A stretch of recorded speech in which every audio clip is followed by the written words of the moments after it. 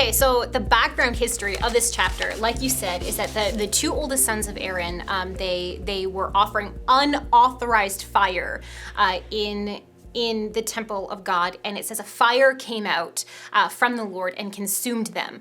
So Aaron has just witnessed this trauma of his two sons being killed by God, and the sacrifices must go on. So Aaron and his other two sons, they have to do their jobs as priests, so they have to continue on. So they offer the sin offering for Israel, and part of that offering they were supposed to eat in a holy place, but instead Aaron has them just burn the whole thing to the Lord.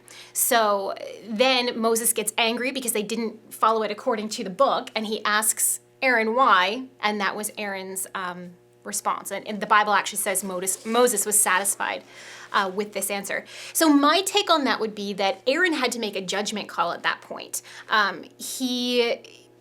His sons had just been murdered by the Lord, and he had to make a judgment. Would it be right for the priest to eat the sacrifice that began that day with a profane fire, or did they just burn it all to the Lord? So my take would be, I don't know for sure, but Aaron had to make a judgment call. He made a judgment call, and Moses was okay with that because his heart was not to rebel against God. He was just really trying to figure out what to do, and he had to make quick decisions. The one reason that I love the Bible is that the Bible is about human beings. And I agree with you 100%, Corey. But at the bottom of the day, you look at it and you see, first of all, you've got Aaron. Mm-hmm. His sons are dead. He's trying to understand, and he's got his sons. Now imagine your sons, if you are somebody that has children. Imagine your children who were assigned a sacred position of the priest, and then the next thing you know is they're dead. You're not really understanding exactly what happened here. And you're Aaron, and you're told to restrict yourself in certain ways. Moses is angry. He's mad, and you're trying to understand everything. Mm-hmm. You have to realize this guy's in a great deal of pain. Mm-hmm. I mean, he didn't just raise the kids and say, go do something. He loved these boys, and his boys did wrong.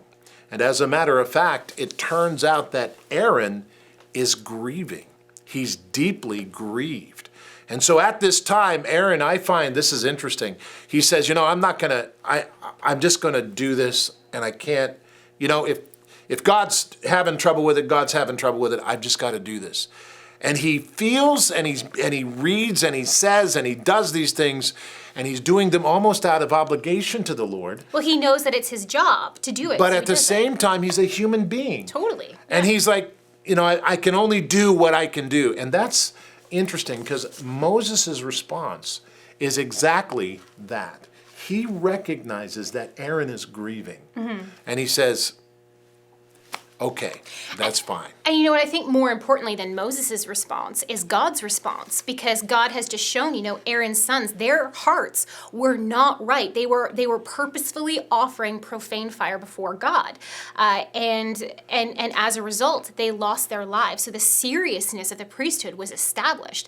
And God was not out to get Aaron. He was not out to get Aaron's sons. And we know that because he does allow Moses to be satisfied with that answer from Aaron. Aaron was doing the best that he could. So we see that God, again, that's reestablished later in 1 Samuel chapter 22, that God does not judge from the outward appearance. It's not our actions that God judges. He judges our heart. He sees the inside. So yeah, it's very important. Pull back and look at the whole picture. Very important that you study this and you look at it. Don't study it just over here looking at it, but study it from the heart too, because that's exactly what happened. Mm-hmm. Thank you for your question.